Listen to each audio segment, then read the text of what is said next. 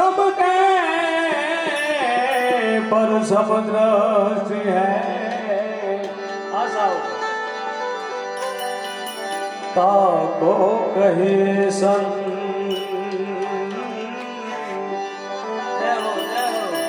जय खोड़िया साहब सबके पर समुद्र है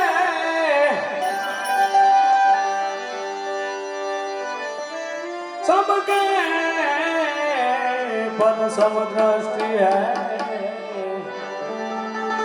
होता को कही सन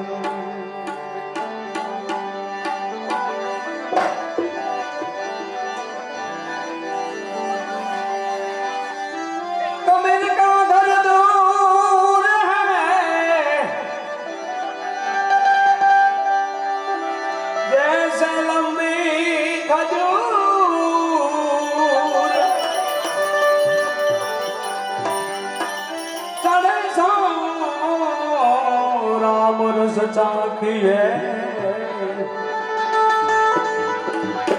गिरे सोचक नाचू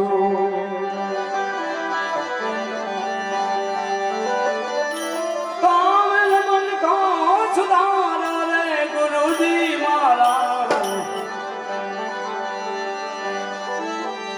गुरु जी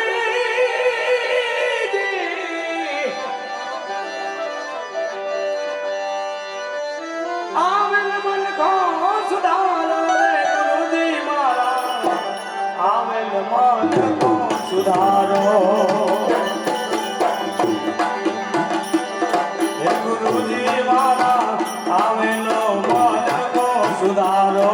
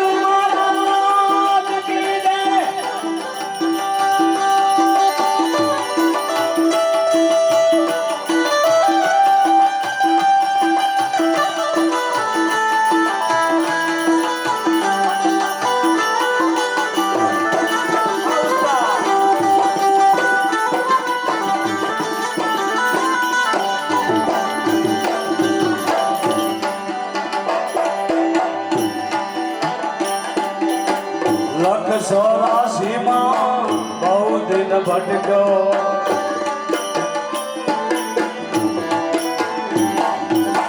लख सोरासी मां बहु दिन भटको घड़ी घड़ी फसूया अवतारा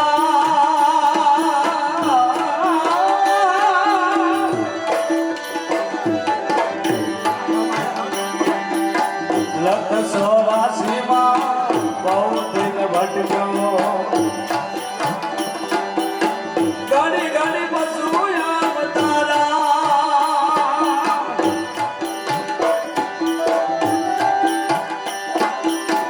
माया जान थिया देवन उगालो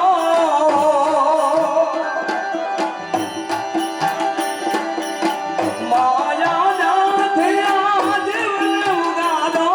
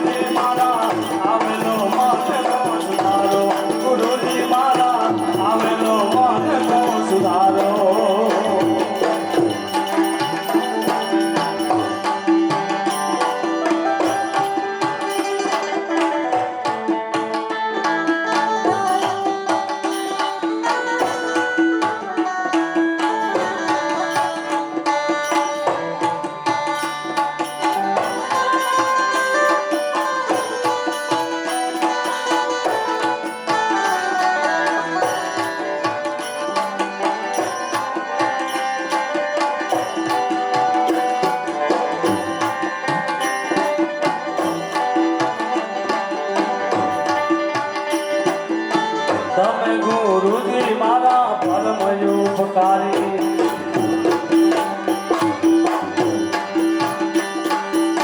તમે ગુરુજી મારા પરમ ઉપકારી સિર પર પંજો તમારો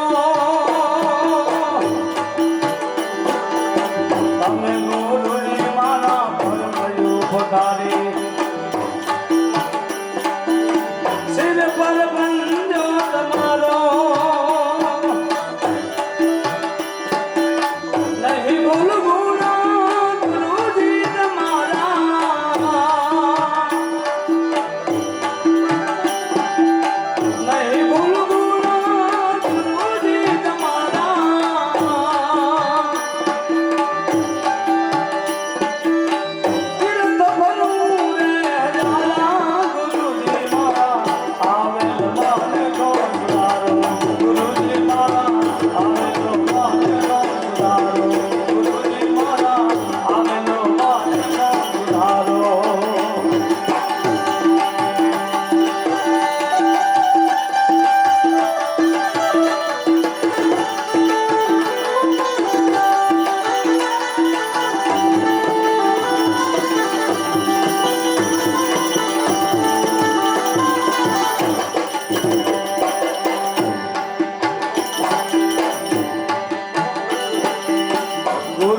જ્ઞાન ધ્યાન સદવે ફોગટ ગુરુ બિન જ્ઞાન ધ્યાન સદવે ફોગટ દાસ કેવલ ને દર્શન આપો ગુરુ બિન જ્ઞાન ધ્યાન સદવે ફોગટ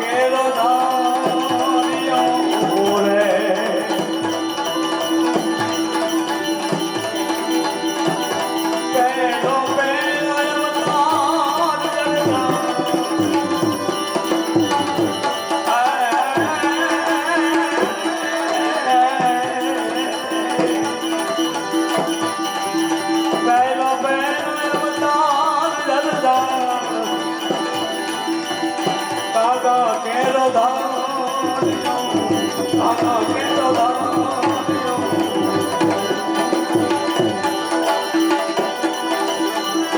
સુખી વાકડે રે બેસી ઉકેલે વાકડે રે બેસી ચાચી આંખ છે રે આપણા સુખી વાકડે રે બેસી ચાચી આંખ છે રે આપણા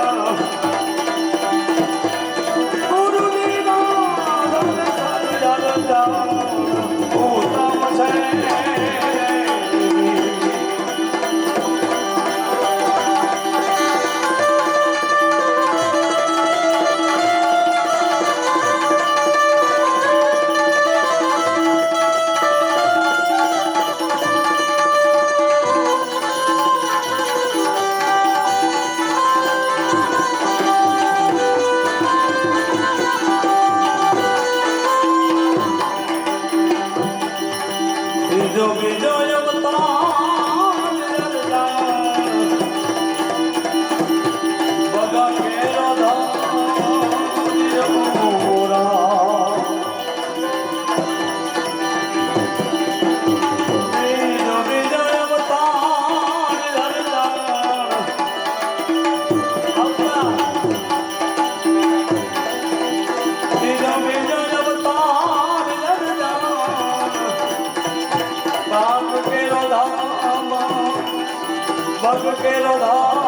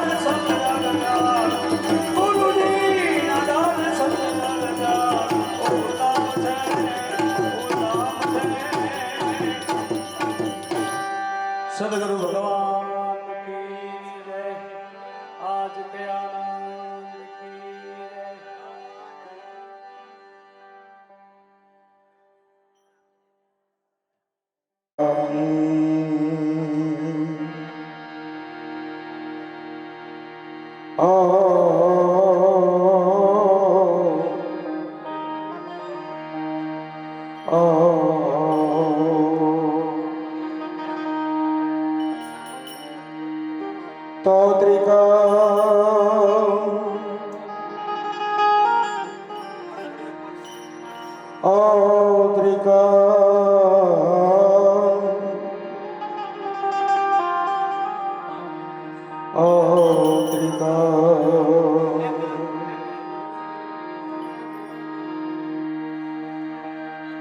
તો ત્રિકમ મારા તનમાં પ્રગટિયા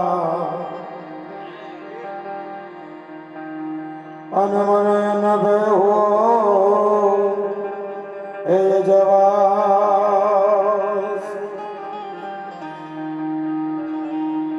એ તમારા હતા સર્વે મારા એ ટળી ગયા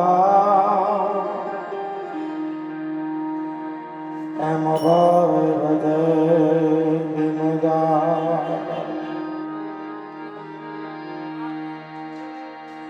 તો તમારા હતા સર્વે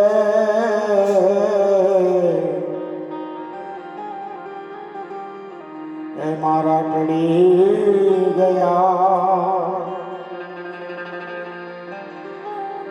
એમ ભાવે ભજે વિનદા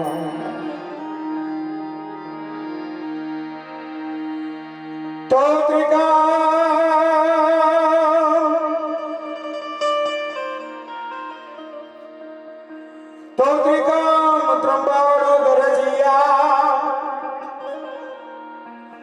અને નામ તણા હુઆ એ નિશા પણ એને ભેદ કથના ઉપર એક નિક શેર લાની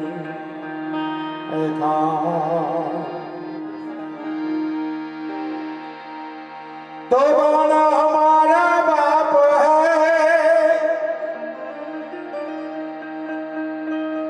अनेक त्रिकम तारणहार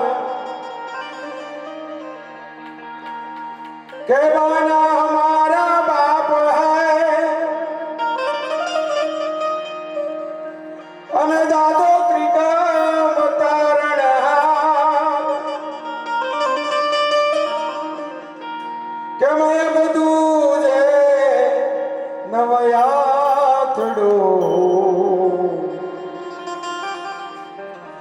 એ ત્રિકમ લગી તોરે હેલા કે દાદા મેં બધું જે નવ આથડું એ ત્રિકમ લગી તોરેલા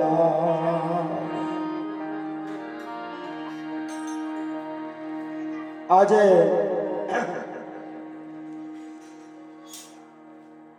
અમારા વડીલ અમારા જિગ્નેશભાઈના પિતાશ્રી અમારા માસાશ્રી પરમ પૂજ્ય ઈશ્વરભાઈ પરસોત્તમભાઈ શ્રીમાળી ગામ દુત્રોજ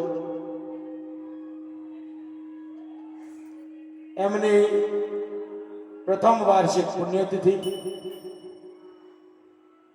અને સાહેબ જુઓ આમ જરા તમે આજુબાજુ નજર મારો આપણે સામાન્ય રીતે શ્રદ્ધાંજલિના કાર્યક્રમમાં જતા હોઈએ છીએ તો ત્યાં તમને એક સન્નાટો જોવા મળતો હોય ત્યાં તમને સામાન્ય રીતે દુઃખનો ઓછાયો જોવા મળતો હોય પણ અમારા મહા સમર્થ સદગુરુ એમ કહીને ગયા છે જેમ મેં પહેલી સાખીમાં વાત કરી કે ત્રિકમ જેથી મારા તનમાં પ્રગટિયા જેથી સમર્થ સદગુરુનું પ્રાગટ્ય જેથી સમર્થ સદગુરુનું પ્રાગટ્ય તમારા દેહ દેવળમાં થાય જેથી સમર્થ સદગુરુનું પ્રાગટ્ય તમારા દિલ દડાની અંદર થાય એટલે મહાપુરુષોએ સભા ભગત થયા પીપળીની અંદર. એ જગ્યામાં ભરદેવદાસ બાપુ થયા ને એમણે લખ્યું છે કે સદગુરુના ચરણમાં મારે રોજ દિવાળી અને કદી ના જોઈ મેં તો રાત અંધારી. જ્યાં દાદા ત્રિકમનો વાસ હોય, જ્યાં સદગુરુ દેવની કૃપા હોય, ત્યાં લગભગ દુઃખના વાદળો જોવા મળતા હોતા. અને અમારા પરમ પૂજ્ય માસાએ તો એવી કમાણી કરી છે. ભજન આપણે રોજ સાંભળીએ જ છીએ, પણ એ જીવની પાછળ આજે તમે જે આનંદ જોયો ને, એ આનંદ કયો છે કે પોતાના સંતાનોને એ સતના માર્ગે વાળ્યા છે. ઘણી વખત આપણે શીખવા જેવું હોય છે કે સંતાનને શું શીખવાડવું અને શું ના શીખવાડવું. હું હંમેશા કહું, હમણાં 2 દિવસ પહેલા મેં જિગ્નેશભાઈ સાથે ચર્ચા કરી કે કદાચ આપણે આપણા મા બાપની પાછળ, કદાચ આપણે આપણા વડીલોની પાછળ આ 2 રૂપિયાનો ખર્ચો કરતા હોઈએ, તે ખર્ચો કોના માટે? એ ખર્ચો કરવાથી ફાયદો શું? આપણે જગતને બતાવવાનું છે કે હું મારા બાપાને કેટલો પ્રેમ કરતો હતો? આપણે જગતને બતાવવાનું છે કે મને મારા પિતાજી પ્રત્યે કેટલી લાગણી હતી? આપણે જગતને કશું નથી બતાવવાનું. કારણ કે જગત અને ભગત આ બેને કોઈ દાડો મેળે આવ્યો નથી અને કોઈ દાડો આવવાનો નથી. તો પછી આ બધો ખર્ચો શેના માટે? આટલા બધા લોકોને જમાડ્યા, આટલો આનંદ ઉત્સવ આપણે કરી રહ્યા છીએ, આટલો ખર્ચો કર્યો, તો આટલો ખર્ચો શેના માટે? તો અત્યારે અમારા માસાનો આત્મા જ્યાં પણ હશે ને, જ્યાં પણ પૂર્ણ અવતાર પરમાત્મા એમને આપ્યો હશે, અંતરિક્ષમાંથી એ જીવ, એ આત્મા આજે એમના બાળકો ઉપર, એમના પરિવાર ઉપર સૂક્ષ્મ દ્રષ્ટિથી આશીર્વાદ વરસાવતો હશે. કે કેમ? કે જ્યારે તમારા ઘરની અંદર 3 જણ પાકે એટલે વડીલો ગર્વ કરે. આ સાંભળવા જેવું છે. જ્યારે તમારા ઘરમાં 3 છોકરા પાકે એટલે તમારા વડીલો ગર્વ કરે. કોણ પાકે? તો એક સુરવીર પાકે. તમારા ઘરમાં સુરવીર પાકે ને એટલે તમારા વડીલો તમારી ઉપર ગર્વ કરે કે ના, મારા ઘરમાં કોઈક સુરવીર પાકેલું છે. વડીલોનો ગર્વ થાય, તમારી પેઢીઓનો ગર્વ થાય કે મારા ઘરમાં સુરવીર પાક્યો છે. બીજો કે તમારા ઘરમાં કોઈક દાતાર પાકે ને, દાતાર, ત્યારે તમારા વડીલોનો ગર્વ થાય કે મારા કુટુંબમાં, મારા કુળમાં કોઈક દાતાર પાક્યો છે. અને ત્રીજો, જે કુટુંબની અંદર ભગત પેદા થાય, જે ગુરુની અંદર સદગુરુનો સેવક પેદા થાય, એના કુળના આનંદ થાય. અને હું તમને નાનું ઉદાહરણ આપું કે ઘનઘોર જંગલ હોય અને ઘનઘોર જંગલની અંદર જ્યારે આંબાનું વૃક્ષ ઊભું થાય, જ્યારે આંબો પાકે ને એટલે આખા જગતમાં આનંદની લહેરખીઓ દોડી જાય. આખા જગતમાં આનંદ આનંદ થઈ જાય. કે કેમ? કે આપણા કુટુંબમાં આંબો પાક્યો. કારણ કે આજ આંબો પાક્યો છે એટલે કાલ એને ફળ આવશે. કાલ આજે આપણા કુટુંબમાં આંબો પાક્યો છે, કાલ એને ફળ આવશે. એ ફળ જગત ખાશે અને જગતના ફળ મીઠા લાગશે. જગતમાં આનંદ આનંદ થઈ જાય. અને એ જ જંગલમાં વહાણો ઉભો થાય ને એટલે જંગલ ધ્રુજવા માંડે. એ જંગલની અંદર વહાણો ઉભો થાય એટલે જંગલ ધ્રુજવા માંડે. કારણ કે જંગલ એવું વિચારવા માંડે કે 2 વાણા ઉભા થયા ને, કાલ અંદર અંદર લડશે અને આ લડે એનો વાંધો નહીં, પણ અંદર અંદર લડશે ને અને આગ લગાડશે, એમાં આપણે બધા બળીને ભસ્મ થઈ જઈશું.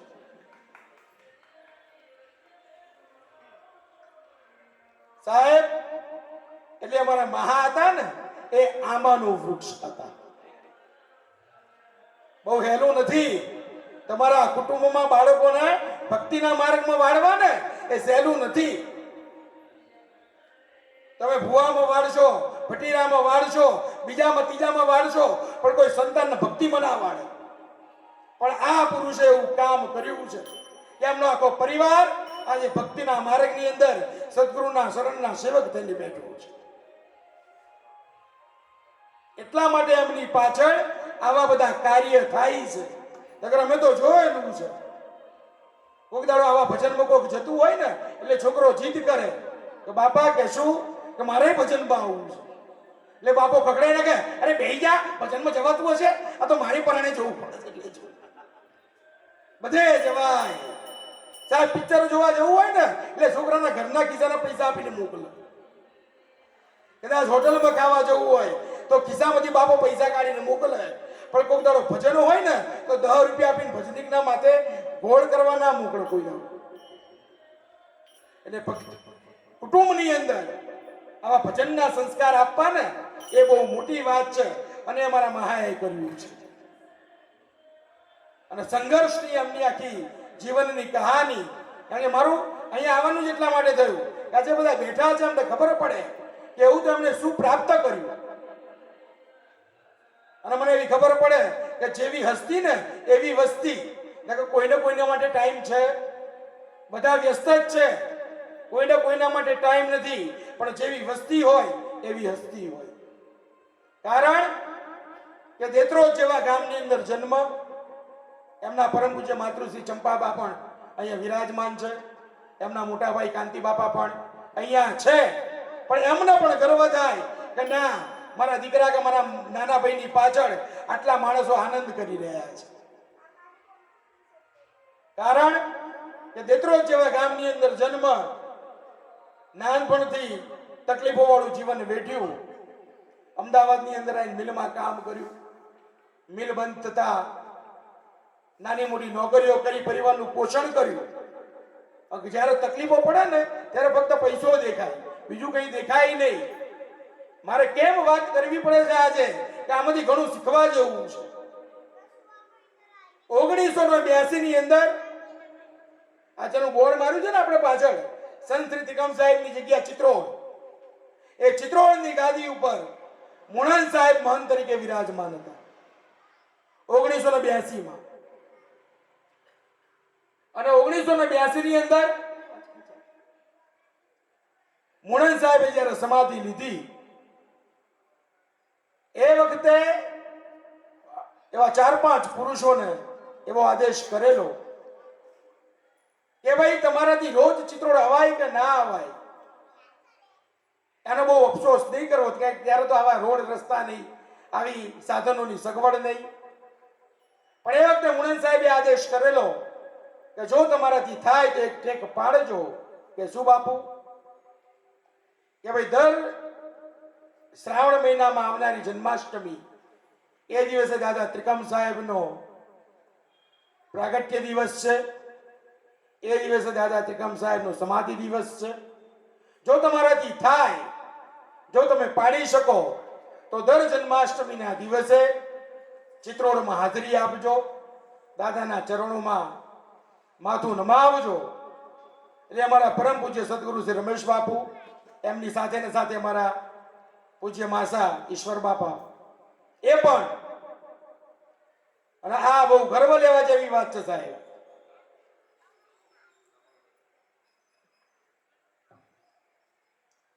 માણસ ટેકને ક્યાં સુધી પાડી શકે?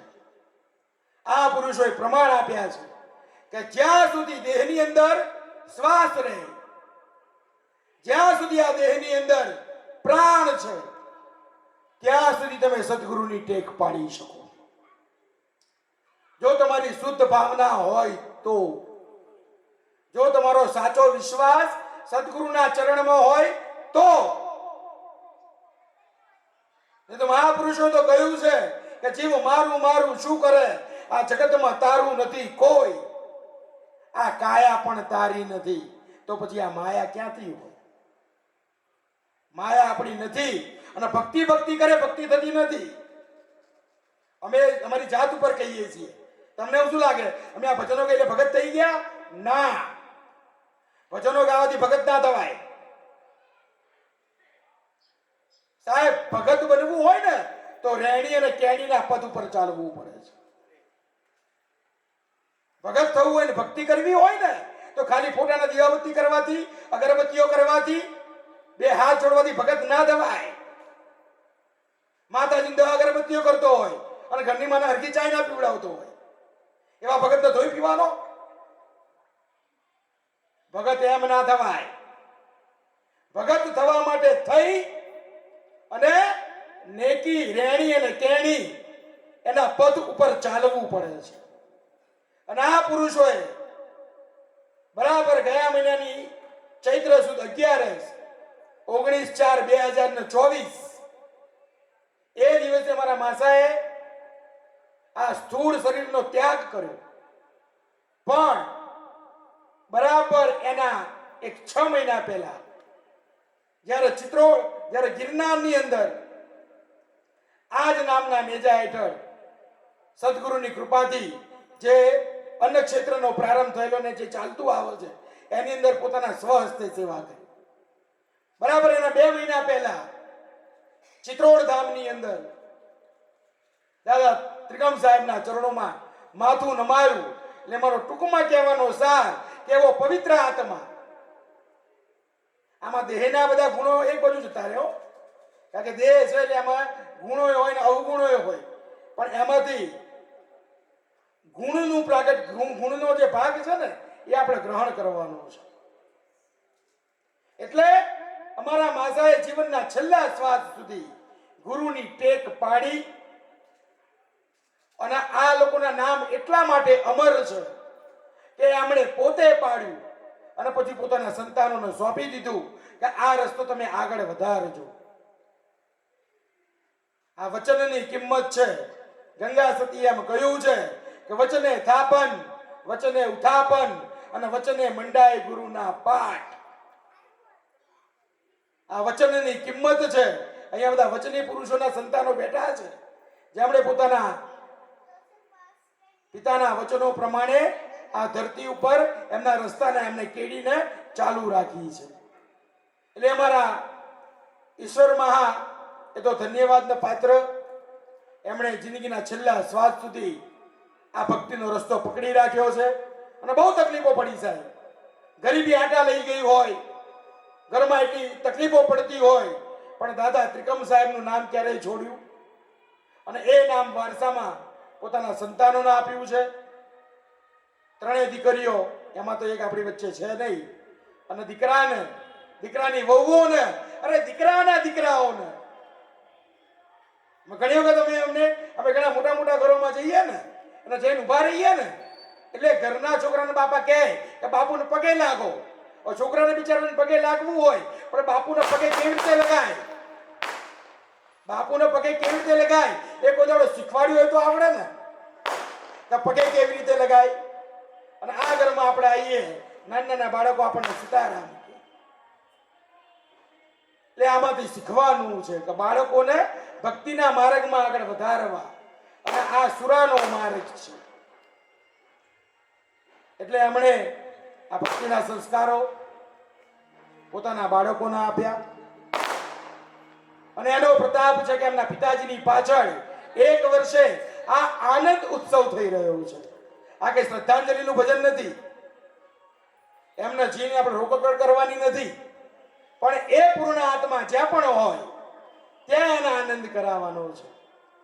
હમણાં આ ભાઈએ ભજનની શરૂઆત કરી એટલે પહેલું જ ભજન એવું ગાયું કે ગુરુ તારો પાર ન પાયો, કે પૃથ્વીના માલિક આ તમે તારો ને તો અમે તરીએ.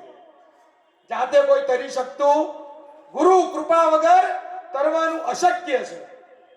અને ગુરુની કૃપા મેળવવા માટેની આ મહેનત છે. ગુરુની કૃપા સહેજમાં પ્રાપ્ત થતી, ગુરુની કૃપા પ્રાપ્ત કરવા માટે મહેનત કરવી પડે છે. અને આ લીટી મને બહુ ગમે કે તને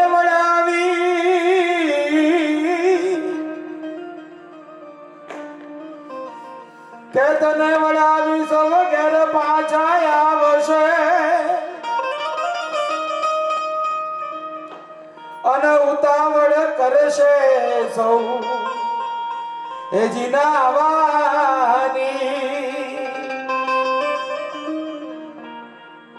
કે 12 દાડા તારો શોક મનાવશે. એ પણ જોય પછી આ દુનિયા એ લાડવા ખા, કે 12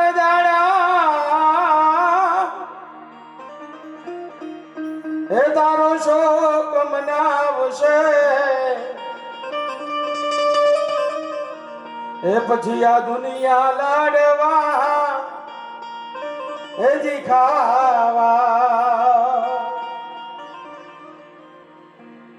આમ તો ગુરુમુખી વાણીનો દોરો લેવાનો છે, પણ જિગ્નેશભાઈ એમના પરિવારની લાગણીને માન આપી આ એક ભજન કે જે એમના હૃદયના ભાવને ઉજાગર કરે છે, એમના હૃદયના ભાવને વ્યક્ત કરે છે કે સાહેબ, જે પિતાને ખભે બેસી, જે પિતાના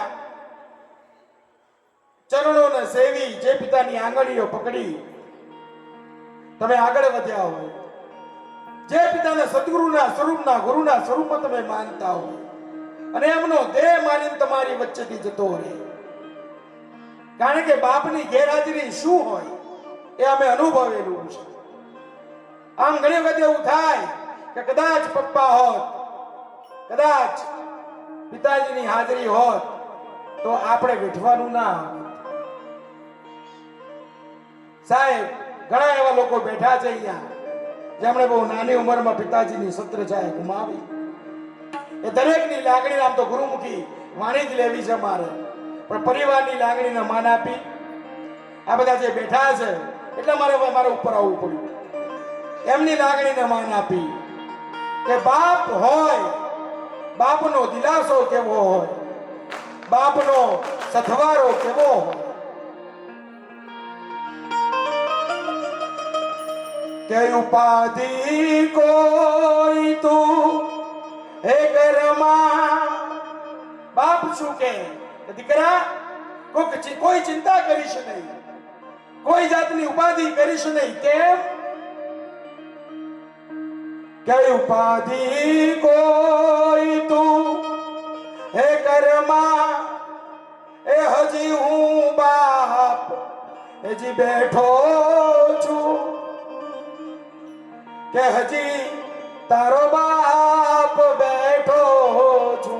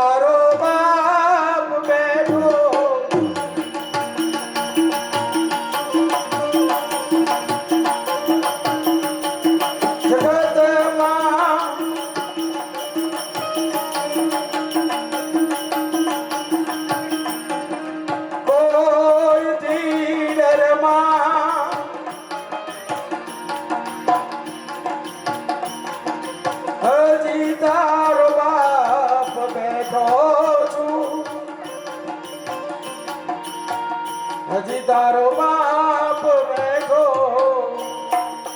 શબ્દોની મારામારી છે કે જગત કે ઉપાધિ કોઈ તું ઘરમાં. પોતાના દીકરાને બાપ દિલાસો આપે છે કે ઉપાધિ કોઈ તું ઘરમાં, કે હજી તારો બાપ બેઠો છું,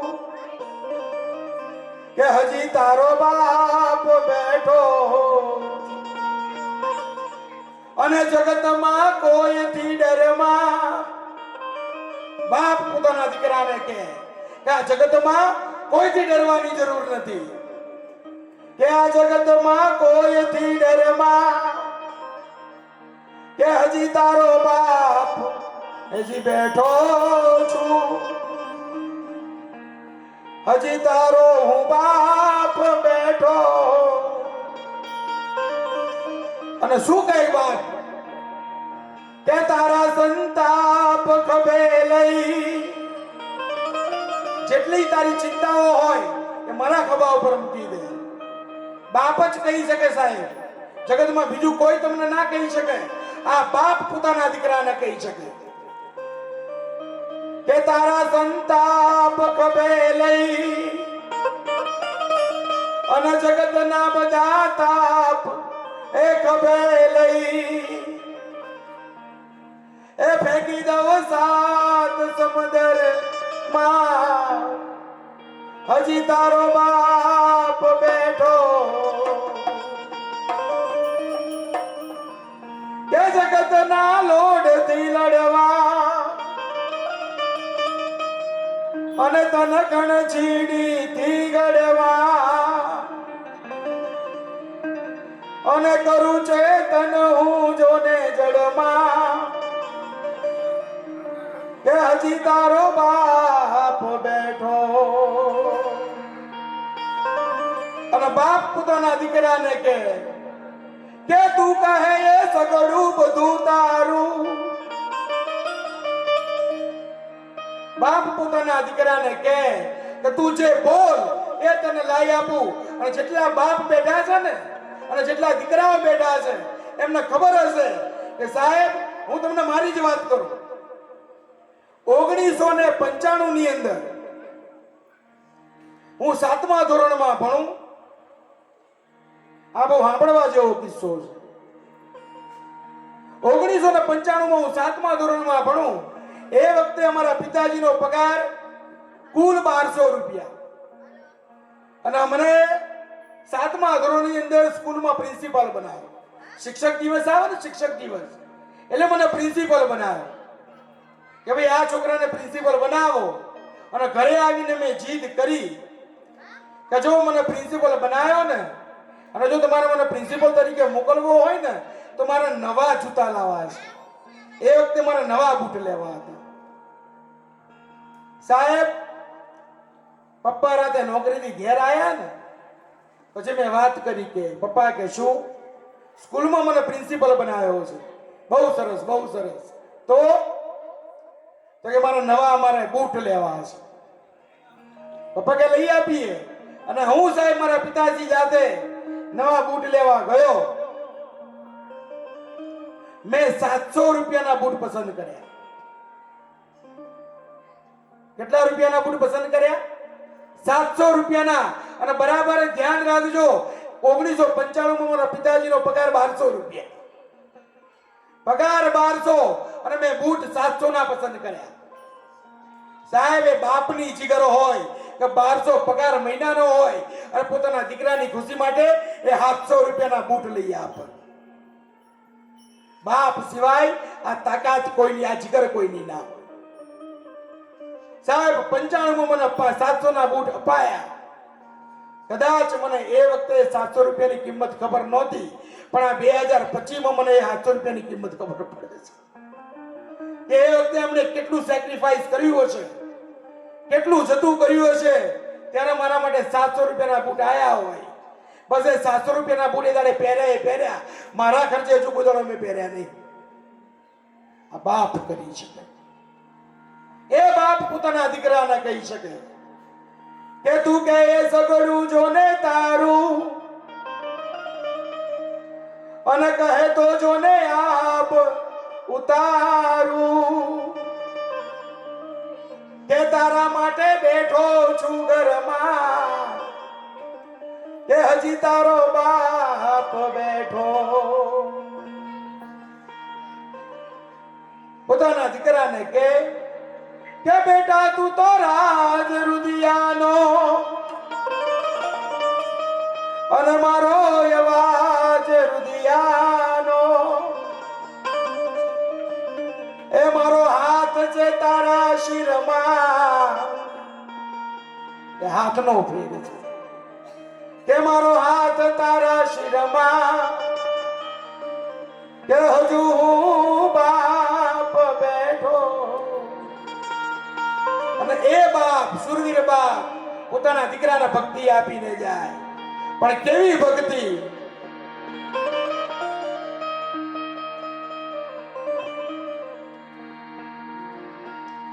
કે એવા મનડા એ માને તો ભક્તિ और जो हो रे